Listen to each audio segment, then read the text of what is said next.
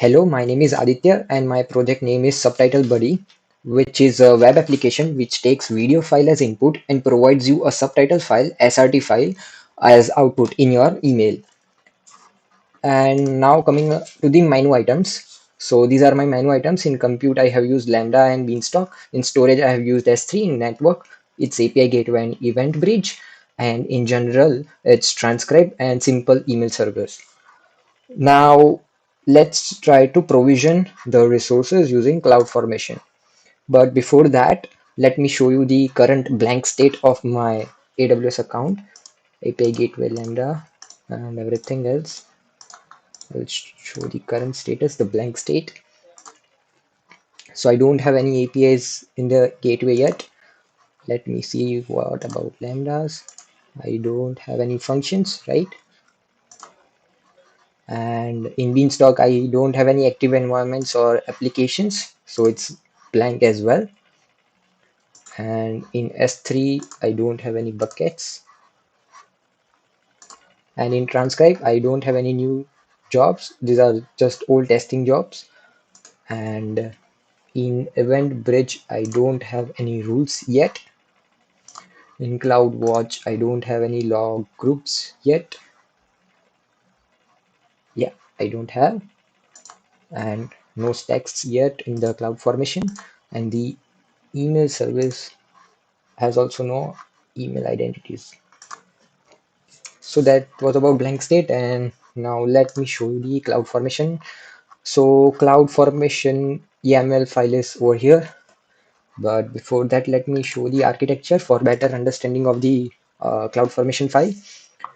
So this is my architecture of SubtitleBuddy, and I will explain the flow briefly for better understanding. So first of all, the user will load the front end in the browser via the Beanstalk service. And after that, the user will upload the video for which they want the subtitle. So the request will first go to the API gateway, then to this Lambda function, which will in turn give the pre-signed S3 object URL. The video is not yet uploaded. It is a two-step process which the front end takes care behind the scenes. And now in the second step, the front end will directly upload the email, the video in the S3 along with email as the tag of that S3 object. So now once the video is uploaded, this second Lambda is triggered, which will create a transcribe job for the transcription process. And again, the email will be used as a tag. Now the transcription will take place for a while. And once that is done, an event is sent to this event bridge. And then the event bridge will trigger this Lambda function by forwarding the same event there. And now the task of this Lambda function is to create an email with a link of the subtitle file which the transcribe gave in the event. So the link is over there. It creates a nice email and sends it to SES so that it can send it to the user. So user will just click on the download link and get the subtitle file. So that was the flow. Now let me go to the CloudFormation. So in the CloudFormation, I have few parameters like input S3 bucket name, which will be the name of the bucket which will contain the video files. Then for the front end source code, I have bucket name and key name. So the front end code will be a zip file which will be used in CloudFormation. So that's the default parameters which I have kept. And this is the sender email for the SES service for sending the subtitle files over here. Yeah. So that's it. And all these resources that you saw in the architecture, like three lambdas, API Gateway, S3, and all that, those are created in the CloudFormation file. So these three are lambdas along with their roles, the IAM roles. And this is the S3 bucket, the permission to invoke the lambda. Then this is the email identity, the sender email identity that we saw, and the parameter. And this is the event rule, the event bridge thing. And for the permission, then we have this API gateway configurations till here. And I have also configured the CORS policy so that the front end call invoke this API, the post API. And what else? Permission is there. And yeah, lastly, the Beanstalk configurations are there for the front end along with the roles for the Beanstalk as well as the EC2 which Beanstalk will create behind the scenes. So all those roles are over here. with the list privilege principles. So that's taken care of for all the roles. And in the output, finally, I will get the API gateway URL, which is the backend URL, and the front end URL, which will be provided by the Beanstalk. So that's the summary of CloudFormation file. Now let's run it in the console. So before running that, I will have to create a bucket to hold my front end code, right? So I will create a bucket quickly.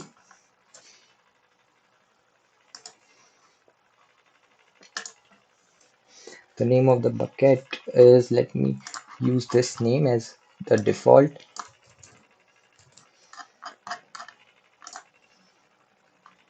So the bucket is created. Now I will upload the source code of my front end. So here is the zip file of this whole source code that I will upload.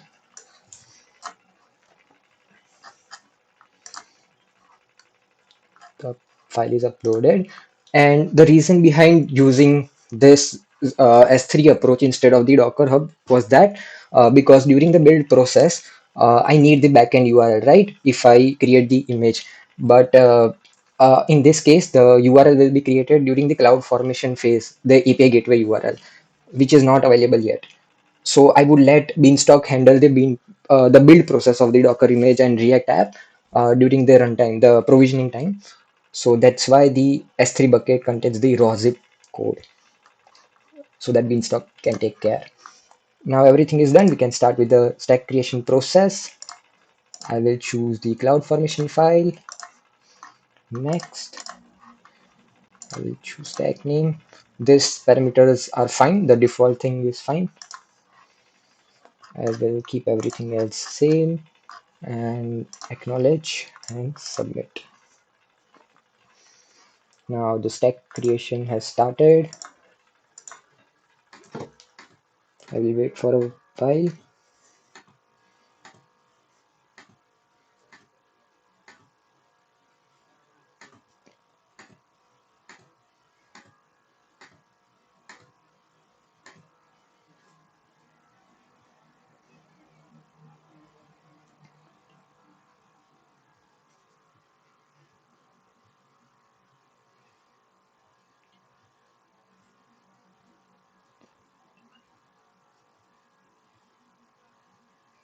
So now the Beanstalk environment is getting created. It will take some time.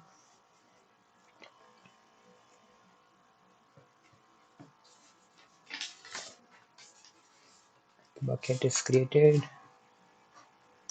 Let's see the stacks. So this second stack is created by the Beanstalk itself for creating the C2 instance and everything.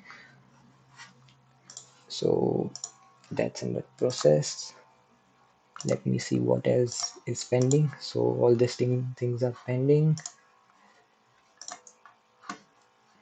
I'm just waiting for this thing to go green.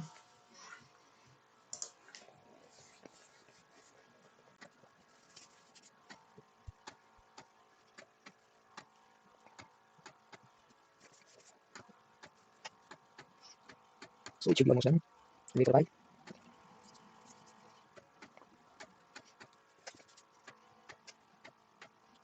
Should be done in minutes.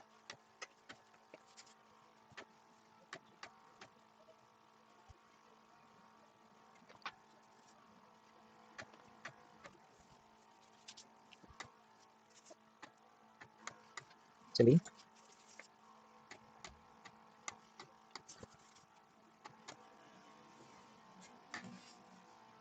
Yeah. So the stack creation is complete, and everything is done. So one more thing, that the sender email identity is created. I need to verify that as well, because the sandbox environment of SES needs both sender and receivers verified in order to communicate. So I will just verify this email as a sender. So that's done. Because of this, I got the email. So everything is done. Now so let's see the output. So Beanstalk front end URL. Let's open that. So I got my front end up and running. So before doing the demo, let's see what all resources that are created after that blank state. So API Gateway, I will open everything.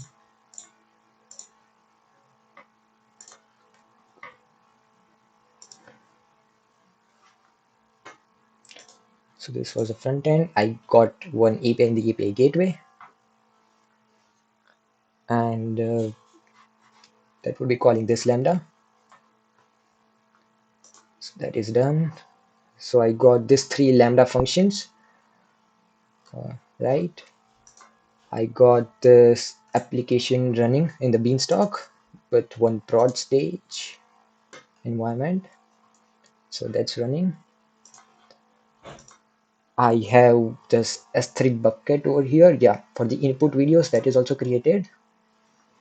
And no input videos are there yet. Let's see one configuration that was also created. So this is the event rule that the CloudFormation also created to trigger this Lambda function whenever any object is uploaded in this bucket. So that is also configured properly. Transcription job doesn't need CloudFormation. It's created runtime based by the Lambda. And I also have a rule from transcript to Lambda in the event bridge. CloudWatch logs won't be there because I haven't made any requests yet. And I have this two stacks, one by Elastic Beanstalk and one that I created by myself. And in email service, I got my identity verified. So everything is good. Now let's see my programming elements. So I have two programming elements, mainly front end and back end. So in the front end, I am using JavaScript and the React framework. And the task is basically just uploading the file from user to the S3 bucket. And you can see the logic over here that I am firstly sending a request to API Gateway and Lambda to get the pre-signed S3 URL as the first step. And in the second step, I upload the video directly to S3. And email is used in both the processes. So same email should be used in both the steps. Otherwise, it won't work because of the signed URL which contains the signature. So security is also taken care due to that signature. So that's the core logic in this code. Other things are just UI components, and error handling is also there. So that's about the front end programming element. And talking about the lambdas, so this one is the first lambda.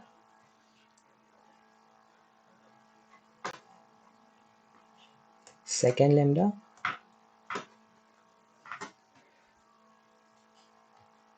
and third lambda. So just one more thing, talking about the front end code, I chose the deployment approach to be the zip file, which I already showed in the starting, right? The zip file that I uploaded in the bucket, and then CloudFormation picked up that zip file from there. So that was the deployment way for the front end. And in the back end, I mean the Lambda functions, the deployment approach is straightforward. The zip file code is directly provided in the YAML file itself for all the three Lambda functions. And coming to the language that I use for Lambdas, that is Nodejs, again JavaScript based. Uh, and I will explain task for each of these. So this is the first Lambda function, generate S3 pre-signed URL function. So it takes the input like the file name and email from the front end, and then just creates a pre-signed URL for using the S3. And the part over here is mainly for the email verification, because as I said, the receiver also needs to be verified in the SES sandbox, right? So the receiver will be also verified, and then only the pre-signed URL will be created, else not. So that's about the first Lambda function. Talking about second, this one is the same. Let me open the second one. Yeah, this one, create transcription.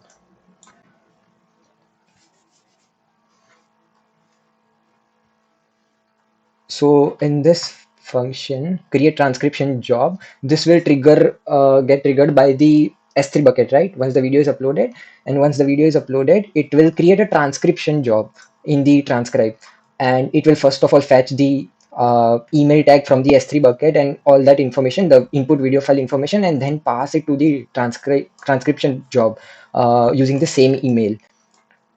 So that's about this function. And this one is the last, which finally sends the email, and this one is triggered by the event bridge. So that event will actually contain the information related to the transcription job, right? So first of all, this Lambda will fetch all those information over here. Yeah, this whole thing is about extracting information like subtitle URL, the download URL, then the name of the input file, and the email where we need to send the email. And this part creates the email, the final email, and sends it to SES, the simple email service, and that takes care of sending the final email to the user back. So that's about the Lambda, the backend programming elements. And now coming to the demo part, the final part, I will choose one sample video. Let me show the video quickly, the test video that I have created. It contains mainly two sentences, one in English and one in Hello world. French, just for testing Bonjour le purpose monde. that I created this video. So this is the video, and now let's use that video. Test video.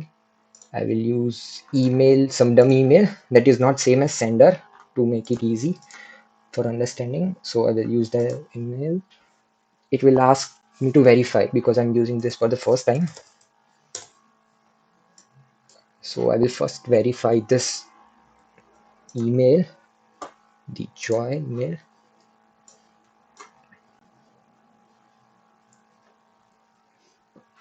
So I will verify it. Once the verification is done, I will generate the subtitles. So it says I will get the subtitles shortly on this email.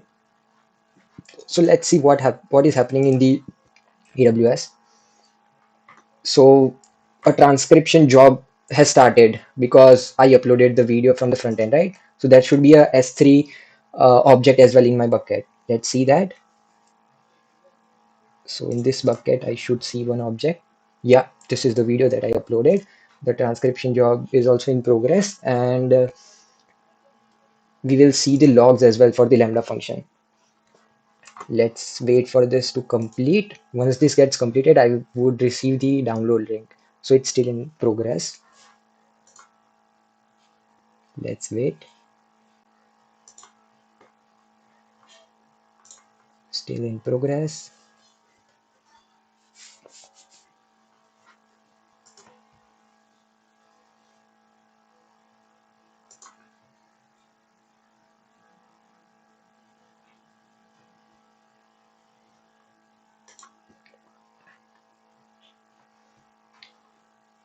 So let's see the logs until it is in progress. I will show you the Lambda logs quickly.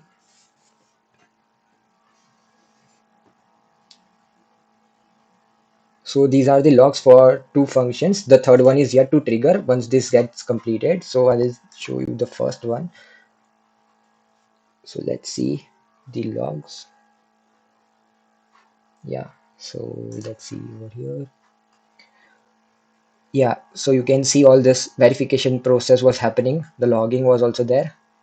That first of all verification was sent, then it was already verified, then only it created the pre-send URL. So everything is getting logged, and let's see if the transcription job is finished or not. Yeah, it's completed. So now I should have a third log as well, like for the third Lambda function. Let's see that.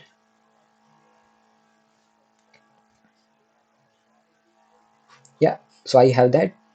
Now I should have an email as well in my inbox.